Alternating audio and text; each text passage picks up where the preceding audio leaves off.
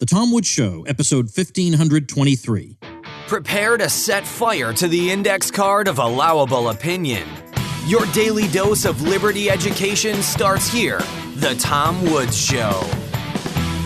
Folks, I don't know about you, but I am running into a lot of progressives saying, look, police, fire, schools, these are all great examples of socialism. Well, let's focus on that school example. I've got a free ebook called Education Without the State that makes a pretty darn good case for a stateless approach to education. Pick it up at nostateeducation.com.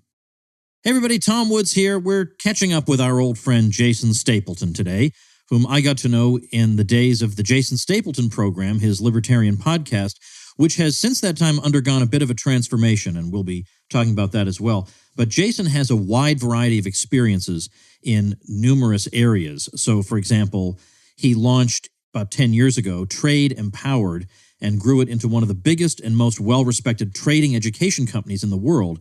If you just Google Jason Stapleton Forex and see what comes back, you'll get a sense of his influence in that area. He also hosted the TV program The Tesla Files for the History Channel, and lately he's been doing a lot of work helping people create authority, celebrity, and influence, bundling this all up into a personal brand. And this is a topic that ought to interest all of us, because I see people out there, let's say, with libertarian podcasts or blogs or whatever, and they're doing great work, and somehow it's not catching fire. They're not building a tribe. They're not building a devoted following. What is the missing ingredient? What's the missing ingredient there, where some people have that and other people don't? What are the people who don't missing? This fascinates me, and no doubt it does you as well. Jason, welcome back. Tom, thank you so much for having me. I saw in my Skype before we came on that it's been a year now since we talked. So I'm really glad to be back with you. Yeah, it's been quite a while. And I want to say at the outset, in case I didn't say it at the time, I probably said it to you privately, but I didn't say it in public. I appreciate that you had a certain, let's say, figure in the Libertarian Party on your program who was really giving me a hard time. He started it. I did not start. It never occurred to me. I think I'll start something with the Libertarian Party chairman.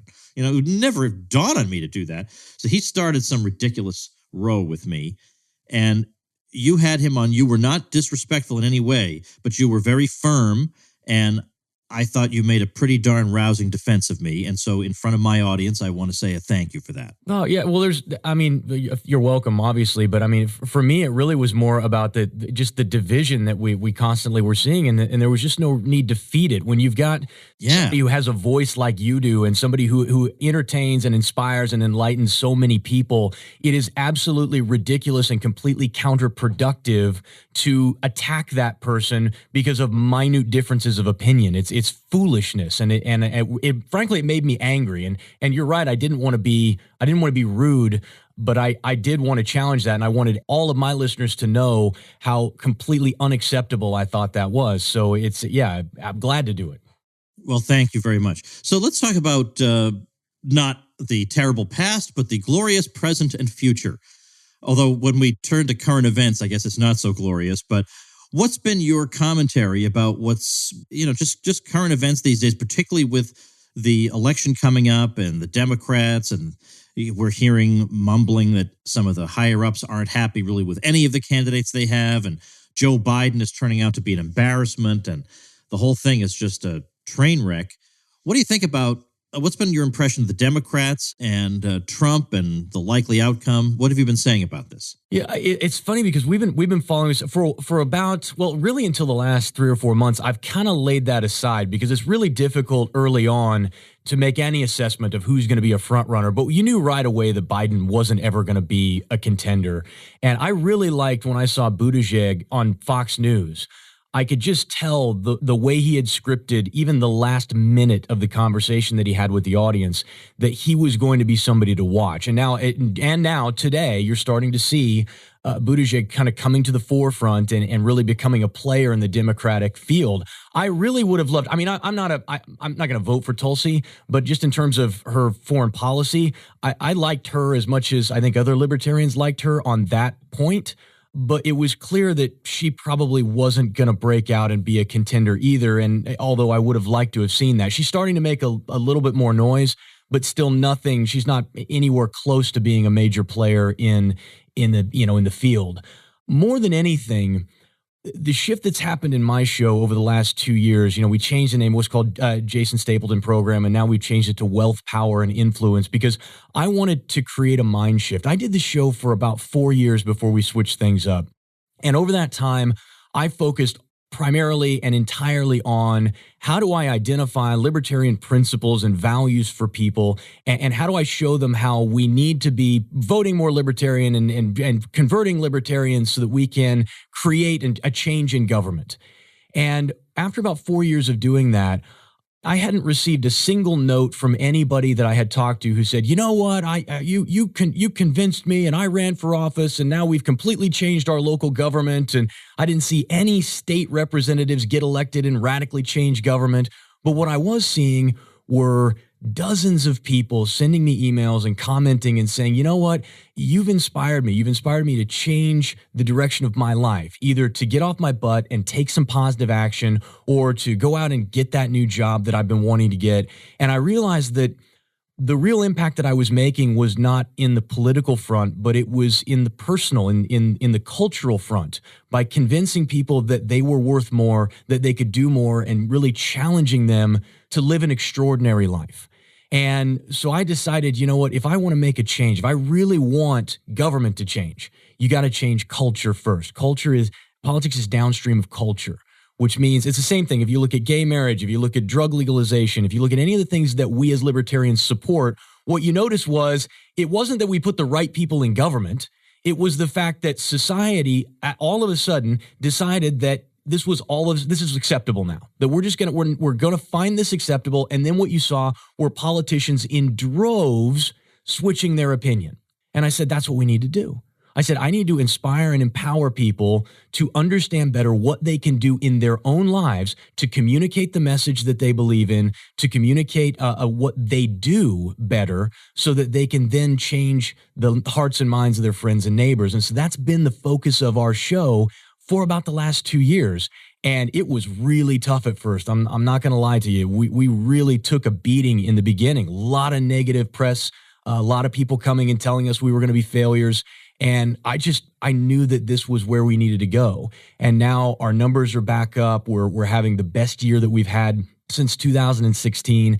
And we're running into 2020 with the right people with the right mindset who are actively trying to figure out, how do I change my life? How do I better understand what's happening around me so that I can make positive change in my life and the lives of the people that I love? Well, it does put me in mind a bit of that great book by Harry Brown, How I Found Freedom in an Unfree World. And he's not talking primarily about politics in that book, is he? He's talking about all other aspects of your life. Yes. And for me, I have always said, money, here's the thing. Money isn't everything. Money doesn't buy happiness, but it buys everything else. And what I tell people is the greatest things in life, the most important things in life are free. That's your friendships, that's your relationship. It's those things. But everything else, the second best things in life are very, very expensive.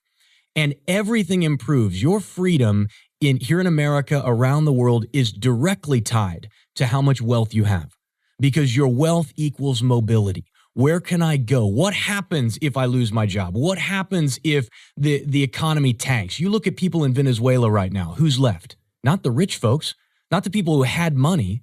Those people left a long time ago. The people who are left are the poor. They're the indigent. They're those who couldn't get out. And I want to wrap up Americans today, and I just want to say, listen, it's not greedy to want to do well in life. It's not greedy to want to make enough that you can provide your children with the best healthcare and the best education and to have financial security so that if one day the wheels come off this wagon, you can be the first guy out the door and you can make sure that you and your family are taken care of. And real freedom, real liberty doesn't just come from the documents that government has or the fact that countries restrict your liberty in one way or another. That fight needs to happen too. But you're not going to change government, but you can change you. And so that's what I want people to understand, is that that's where the real change happens, is that if you become freer, if you become more financially capable and responsible, if you choose to focus on controlling the source of your income. I'm big on entrepreneurship. I think this is the greatest time in history to be an entrepreneur because it's never been easier. It's never been cheaper. But there's a lot of voices out there now because it's so much easier and so much cheaper. And so by focusing on that and by getting away from the dependence of an employer or somebody like that, it's a positive thing in your life if you can do that. And so I'm just trying to help people understand that they are worth more, that they're capable of more. And then I spend my days on my show talking about things like, we're going to talk about politics today, and I'm going to talk about Buttigieg, and we're going to talk about Biden, and we're going to talk about just some of the messaging that they're using and why it's not working. And why you've got all of these Democrats who are now scared to death, and Biden's trying to shore up all of his funding so that he can keep going. He's trying to convince people that he's still got the goods when everybody deep down inside knows he doesn't have the goods. So what's the messaging problem there? And why was Trump so much more successful in 2016 than any of the other Democratic candidates? And why is he still, despite being an absolute train wreck as a human being and as a president, why is he still likely the front runner in this election, despite what everybody else might believe? That's the kind of stuff that we want to focus on, because the better you understand messaging and communication, the better you understand branding, whether you're trying to sell a product that you own or whether you're trying to get a raise. It doesn't matter. You got to know how to do these things if you're going to be successful and win at life. And there's a direct tie to that and the liberty and freedom that we have. Your point about money not buying happiness is one of these things that makes me crazy when people are talking about that and they say, all you focus on is material things. Number one, I don't just focus on material things. But number two, the way I always put it is, I'd rather be depressed with air conditioning than without it. Exactly. Maybe it won't solve my depression, but it'll make it a lot more comfortable, just common sense. But also, like, the people who favor $15 an hour, are they really going to be appeased if we say, oh, who cares about that? Money doesn't buy happiness, right? That's not going to make, oh, you're right, I'll go back to earning minimum wage. None of them are going to say that. No, because we know that comfort, look, I've been very poor, Tom, in my life, and I've been rich. There's no doubt. I mean, I'm top 1%er, if we're being honest. And between the two, rich is always better. Like I said, it's not going to cure your depression. It's not going to help you find the perfect woman. It's not going to help your kids not be degenerates, but it is going to make everything else in your life easier. I had a mentor once tell me, he said, if you can solve a problem by writing a check, you don't have a problem. So, the focus is on amassing enough cash flow, enough wealth that no longer becomes an issue. If you look at the bulk of Americans, if they had $1,000 bill they had to pay tomorrow, they wouldn't know where the money would come from. That's the bulk of Americans today. They're in some form of slavery right now. And yet most of them and most of the people who listen to our shows, or at least a great deal of them, are focused on, oh, look at the liberties that government's taking away from us, while they're living in the worst form of slavery, or one of the worst forms of slavery that we have in our modern time. It's just, we're in indebted servitude to an employer, to a business, to a credit card, to a loan, whatever it is. And I desperately want people out of that because it's unnecessary and it cripples you as a human being. The caricature of libertarians is that we're all extremely wealthy, and that's why we don't favor all these things that would help the downtrodden, because we just want to keep all our wealth like a miser for ourselves so that we can roll around in it and have it stick to our sweaty bodies. That's the impression that people are given about libertarians. But the impression you'd get if you actually met any libertarians is that most of them are broke, Yeah. And yet they still favor, because they have principles, they still favor non-intervention domestically because they understand the ideas behind that. But generally, it's not that we're a bunch of wealthy people trying to protect our wealth against Elizabeth Warren. If only libertarians had enough wealth for Elizabeth Warren to care about it. And that, to me, is one of the great tragedies. Now, there's no direct connection between libertarianism and entrepreneurship. And there's an indirect one in that, obviously, libertarians don't want to hinder entrepreneurship because that would violate the non-aggression principle. And you could sort of see an idea that if you tend to be against aggression and the state, well, maybe you also favor some kind of just individual independence in the way you live your life. And so you can see how that fits in with entrepreneurship. I've tried to make that connection and explain to people there are so many ways to skin this cat. Yeah. Like you can build something. You don't have to be the next Apple computer. You don't have to do anything like that. You can build a simple little thing. Like I have listeners who, some of them because of me and some of them on their own, have very successful print-on-demand businesses, or they run e-commerce stores very successfully. Some of my more advanced listeners have gone to white labeling and creating their own products. I've got people who create information products. These are all amazing things that are now available to do that are not that hard. And I've told people, really, there's a 3-step process. Now, this is not the kind of business you have, Jason, but it's an easy business somebody could start tomorrow. You could start it tomorrow if you just read about how to do it. It's a 3-step business. You come up with an area that you love. Make it an area that you love. Make sure that's an area where there are hungry buyers and there are things to sell them. That's the key thing. Mm-hmm. And then you have some free offer. You write a report, or you hire somebody to write a report for you, or you make a video, or you do an interview with an expert. Okay, just these things cost you nothing. And you give away that report in exchange for the person's email address. You put up a squeeze page, you use a service like Lead Pages, put up a squeeze page, say, hey, give me your email address and I'll send you this free report. They give you the email address, you send them the free report, and then from then on, you email them offers. Now, you don't just email them offers. You make the offers entertaining and interesting. You make the emails worth reading, like mine, frankly. But that's it. It's simply you give something away to an audience, you collect the email addresses, you follow up and market them further. That's it. There are people who have, like my friend Ben Settle, whom I've learned so much from. He's one of 3 people I've ever given a testimonial to in my life. That's Ben's entire model. Every day, he writes 1 or 2 emails, and that's his entire business. And then he's done for the day, and he is really wealthy. This business is available to anyone, and yet almost nobody even looks into it. I could get people could look into it and say, this isn't for me. They don't even look into it. I don't get that at all. They don't even look into it. And here's the thing. I think there's 2 things that you're playing with there. I think people don't believe that it can be as simple. Now, that's it. Yeah. It can't possibly be that easy. But doggone it, it is. Now, when I say easy, I don't mean you're not going to put in work. You are going to put in work. But the model is simple. That's my point. I love the fact that you used simple and not easy, because frankly, it's not easy. It's going to require a lot of work, a lot of trial and error. It's not something that's going to happen overnight. And the problem is that's what a lot of people sell is, make money while you sleep, live, work, make $1 million at a coffee shop. This type of garbage is just sales gimmicks, right? I think in the last 10 years, I've sold a little over $20 million worth of product. And I have no idea how to turn lead into gold. I don't know. I've never made $1 million from a coffee shop or from a cabana in Bali. Like, I don't know how to do that. What I do know is the business. And so I think that people struggle with this idea of, could it really be that cheap and that easy to start? It really is. It's just going to require that you do a lot of work and that you stick with it. And then the second thing is, I think that when we start talking about stuff, because I've noticed listening to your show over the last, over the last year or so, that you are really trying to focus on getting people to do more of this stuff, and because you realize the value of it as much as I do.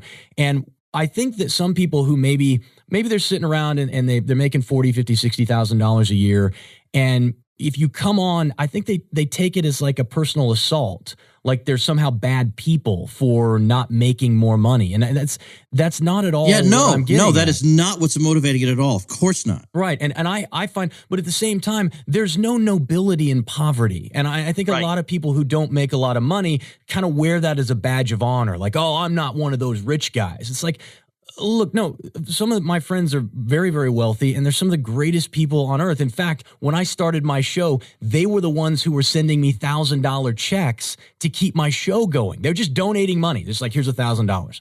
We love what you're doing. I want you to do more of it. Here's $1,000. And I had a couple of donors who did that consistently for me in the early days so that I could keep my show going. That's the kind of stuff that you get to do when you have that type of wealth. And so it's not a badge of honor. There's nothing noble about it. But at the same time, if what I like to say is, listen, if what you really want to do is fish all day and make, you're happy making 60 grand a year and that's really what you want to do, well, let's find a way where you can make that 60 grand a year fishing all day and then you own it all. Then you control it all. So you don't have to worry about showing up one day and your boss saying, you know what, I'm tired of you fishing all the time, or, business has gone bad. And so here's your pink slip. You're now on unemployment. Let's cut that guy out. And let's just have you focused on you. You can make as much money as you want to, and you can do whatever you want to, because that's the blessing of the world that we live in today. And once you get somebody's mind around that, it's funny because I've been working with Amy and Matt now for about 2 years since we started making this transition. And as we built the company, I know it was difficult for them in the beginning to see how it was all going to work. They're like, oh, will people really pay, for that type of stuff? And as they started to see it grow and expand, now their eyes are getting bigger and their minds are opening up, and they're starting to dream a lot bigger about what we can do for the world and the way we can be a positive impact on the world. And it's exciting to watch that transition happen, but it only comes through minute gains. And so anybody who's listening to this who is skeptical about it, or, it really looks at it as like, oh, I'm tired of listening to it talk about this stuff. Listen, if you're happy working for somebody else, struggling to make ends meet, and you really just want to watch football and play video games at night, this message isn't for you. It just frankly isn't. But for those of you who are tired of living that life, who would like to live a bigger and freer life, but for some reason just feel like you can't make that move, I want you to understand that you can, that it's not as difficult as you think. And it can start. I read some testimonials on my show on Friday. And the testimonials were from a couple of listeners, and one of them started a business, but the other one just went into his boss, because I'd been prodding my audience. I said, listen, if you are worth more, demand it from your boss. If you can go somewhere else and make more money, then demand from your current employer what you're worth. Because I said, this is the problem, is people don't give themselves enough credit. And so that's what he did. He walked into his boss. He said, listen, there's been a competitor who's opened up and he's scooping up a lot of your best employees. He said, I want to stay. I want to work with you, but here's what I want from you. I want a new truck. I want a raise. I want all this stuff. I want my vacation time back. And wouldn't you know it, his employer gave it to him. He gave him all of it. And that's a guy who's stepping up and saying, listen, I'm worth more. I know my value, and I'm going to demand it. Because to do less than that, Tom, is to steal from yourself and from your family. If you are not demanding what you are worth, if you are not earning every penny, you are stealing from your future. You're stealing from your kids' future. You have a responsibility, an obligation to do everything you can to amass as much as you can so that you can serve yourself and the world in a better way. All right, we're about to hit on the most important topic of this entire conversation. But before we do that, I have an important message for the super responsible people who listen to this program. Folks, I'm talking to you in late October, and that means it is open enrollment period, which is normally the time people think about health insurance coverage. But it's also the perfect moment to reassess your life insurance needs. It turns out that to provide properly for their families, most people need 10 times the life insurance coverage they get through their job. So your employer life insurance is leaving you way underinsured. And that's where Policy Genius can help. Policy Genius, which I myself have used, is the easy way to shop for a life insurance plan that's not tied to your job. In minutes, you can compare quotes from top insurers to find your best price. It really is idiot-proof. The life insurance you buy through Policy Genius stays with you even if you leave your job. And Policy Genius doesn't make it easy just to get life insurance. They can also help you find the right home and auto insurance, as well as disability insurance. So when you're looking at your workplace benefits this month, make sure to double-check your life insurance options. You are a responsible person, and this is what responsible people do. You know in your heart I'm right. So go to policygenius.com to get quotes and apply in minutes. Policy Genius, the easy way to compare and buy life insurance. I know one of the things that you've been emphasizing in recent months and years has been branding and personal branding. And I'll be honest with you, I used to think that was some kind of a gimmick, but it can be done in a non-gimmicky way. Like I think about, is there such a thing as a Tom Woods brand? Now, it's not anything that I've deliberately cultivated consciously. It's just like, for example, the way instead of saying dollars, I say smackers. Well, the reason that came about, actually, in case people are wondering, is that when you use the word money in an email over and over, it tends to get caught in the spam filter because people assume you're some kind of scammer. But there are plenty of reasons you might want to talk about money, right? I mean, obviously, right? Yep. It makes the world go round. So I use the word smackers. People think it's a cute little quirk of Woods, but it's just so that when I type it out in my emails, it'll be familiar to you and it gets past the spam filter. But then that became part of sort of my brand. Now, everybody, when they see me, they say smackers when they're talking about money. Or even the products I advertise have become part of my brand because of the way I pitch them, like the Away Carry-On. I say that makes me the king of the airport. Well, people come up to me and say, hey, Tom, I'm the king of the airport. So I've made their brand into my brand. And also frankly, although I try to be gentlemanly and friendly, I can be as pugnacious as the next guy. And I can, fight my enemies as powerfully as anybody else. And that's part of my brand, is that if somebody comes after me, I hit them hard and then I send an email about it and I monetize it and I rub in their faces that I monetized the fact that they attacked me. That's all part of the Tom Woods brand. And that identifies and distinguishes me from other people in the libertarian world. And it makes my people more, dedicated to supporting me, they like me more. It makes me distinct. And so it's not a fake thing. It's important. I mean, if people, if they love me or they hate me, there are very few people who are lukewarm about Tom Woods, and that's because I have a very distinct and at this point somewhat cultivated brand. Now, am I somewhere in the ballpark of the way you think about this? Well, yeah, absolutely. It's funny because you said a lot of things in there that are absolutely applicable. But first of all, I think everybody needs to understand that you already have a brand. Like you are known in your little circle, however big that circle is, as somebody. And you have a personality. People view you a certain way. So whether you want to be deliberate about that brand and whether you've been deliberate is completely up to you. But you've got probably a brand in your family, in your social circle, and a brand at work, a way people view you and talk about you. And I think what people don't confuse being deliberate about building a brand with being unauthentic, because they're not the same thing. Like you said, this is who I am, and I've built this thing, and there's been a brand that was established around it. And the more you learn about how to do it, the better you become, and the more you can attract the right kind of people into your life. And so, in fact, when you talk about being, you can be, kind of abrasive when you need to be. I have a term for that. It's called iconoclastic positioning, and it's just basically. I like that. Yeah, it's taking a very abrasive tone and doing some attacking so that you can help distinguish and define yourself as this, not that. And it is a very effective branding tool. And for anybody who feels the same way you do, they're instantly attracted to you. There's instant trust and likability. And that's really what you're trying to do, is you're trying to attract the right people to you, whether you're trying to get a raise, whether you're trying to build good relationships, whether you're trying to sell a product or service, doesn't matter. You're trying to attract the right people to you who will be receptive to your message and who you can develop trust and likability with. Now, the more deliberate you are with that branding and with that messaging, the better job you will do at attracting the kind of people that you want to have in your life. It's the same thing in relationships. If you're trying to attract the right person into your life, you had better be sending them the right signals. You'd better be saying the right things to make sure that you're attracting the right person to you. So it's essential. And one of the great things about it is when you deny this, you end up with, for example, I work with podcasters a lot. A lot of them just want to be able to put out, they think, I'm just going to put out great information and that's going to do it. No, if you don't have a brand, if you don't have a personality, if you don't have something for them to attach themselves to, nobody listens to your show.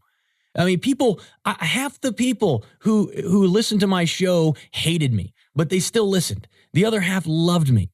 And the same thing goes with your show. You get a lot of people who listen to you because they love you. They want to know Tom's opinion. They don't want to just read the news. They don't want to just listen to the guest. They want to hear you talk about what you think. That's the difference. If you want to be successful in life, in business, you've got to be deliberate about building that brand. And I recognize this. So just so your audience knows that I'm qualified to teach this, I built a multi-million-dollar online business in trading education, which is one of the oldest and most saturated markets that one can be in. It's also one of the most cutthroat. After that, I built a gigantic podcast, Politics and Economics, over 30,000 downloads an episode. I did the show 5 days a week. After that, I did a TV show for the History Channel. I did a documentary film on the Greek refugee crisis, if you can believe that won multiple Best Picture awards at film festivals this last year. And now I run a massive branding and marketing company. I have built brands in multiple niches in different verticals over the last 10 years, and I help people, everybody from bakers to investment planners, do the same thing now. So I'm not trying to pitch anybody on anything. I'm just saying I am more qualified to teach this and to talk about this than anybody you've met, because not only have I done it on a big way, I've done it multiple times in different industries. Well, I would like to recommend that people check out the free resources you have to get a sense of what you're specializing in, what you're doing, the success you've had, how they can use it. Because as I say, I used to think that specifically branding was something I didn't need to think about. But honestly, whether you are conscious of it or not, you are building a brand. So you may as well do it the right way. You may as well do it in a way that's going to attract people to you and build a tribe for yourself. That's really the thing. I mean, I have people who, if I get attacked by somebody, I don't even need to respond. A swarm of people come out of nowhere because they feel like they know Tom Woods, they like him, they trust him, they feel like I'm a truth teller, that I'm doing my best. I'm not always right, but I try my hardest to be right as often as I can. And if I'm wrong, I apologize and I correct it. And they like that. Well, and they also feel like they know me a little bit too. They know about my kids. They know about my interests and hobbies. They know about my crazy musical tastes. They know these things about me. I'm a real person to them. You have the best kind of tribe, Tom, because they're both fascinated and fanatical. So there are actually 4 stages. You go from awareness. That's the first stage, is you got to get people to know who you are. You make them aware of who you are. And then they got to be just a little bit interested in whatever it is that you're talking about. So, for example, with your show, they got to be at least a little bit interested in politics, a little bit interested in libertarianism or Austrian economics. And then once you've got that, then you got to build a little bit of affinity. You got to figure out, how do I make these guys like me? And there's actually a formula for this that the FBI has been using for 20 years now, to turn spies into double agents and to flip terrorists and get them to confess. Like there's a formula for getting people to like you. It's crazy.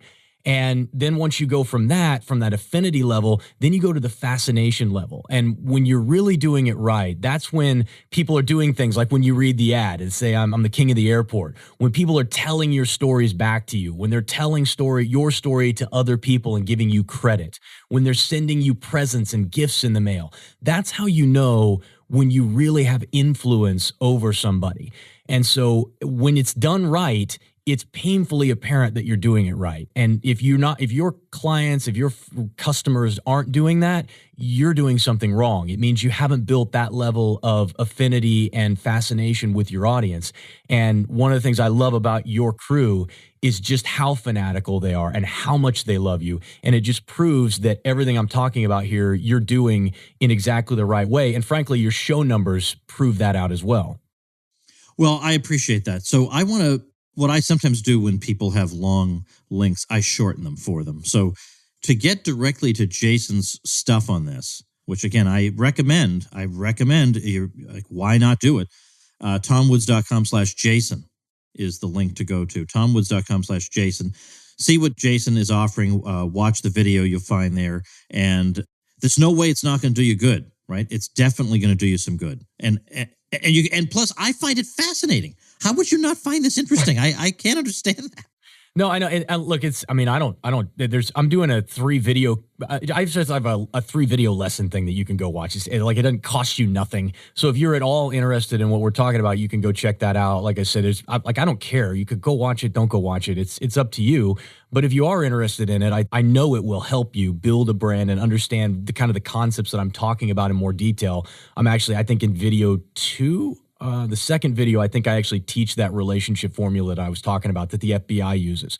So it's, there's plenty of good stuff there. But more than anything, I say preach sounds all preachy, but I'm trying to get a message across to people that liberty, freedom is tied to your wealth and your independence. And so that you need to at least be a little focused on that. And one of the easiest ways to do it is just to start building a better brand and doing some better communication. We have a lot of libertarians who are terrible communicators, Tom. They spend their days trying to win arguments rather than trying to win converts. I mean, all they want to do is just go argue and decimate people online and prove that they're right and the other guy's wrong.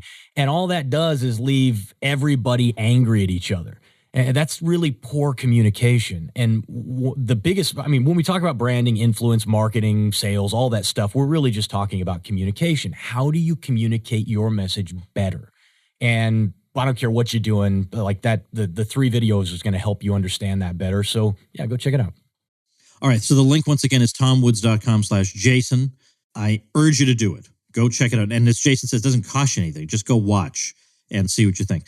Well, Jason, best of luck with this work that you've been doing, because I agree with you. Sometimes we see political progress either moving at a snail's pace or not occurring at all, but yet the success stories I get in my email inbox are not from people who successfully ran for office or they passed some bill or whatever.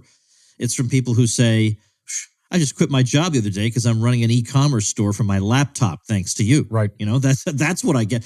So, that makes me think maybe I want to do a little bit more of that. So I'm glad you're doing what you're doing. tomwoods.com/Jason is the link. And thanks again. God bless you, Tom. All right, folks, checking out tomwoods.com/Jason is definitely tonight's homework assignment, because obviously Jason has plenty to say. And it's the sort of thing that, I don't know, independent-minded people who want to break free, build something for themselves, well, you're going to save yourself a lot of aggravation and frustration if you know this stuff, because it gives you a leg up over everybody else, frankly, who's going to be trying to learn it through trial and error. Good luck. Anyway, tomwoods.com/Jason. I'll see you tomorrow. Become a smarter libertarian in just 30 minutes a day. Visit tomwoods.com to subscribe to the show for free, and we'll see you next time. Like the sound of The Tom Woods Show? My audio production is provided by Podsworth Media. Check them out at podsworth.com.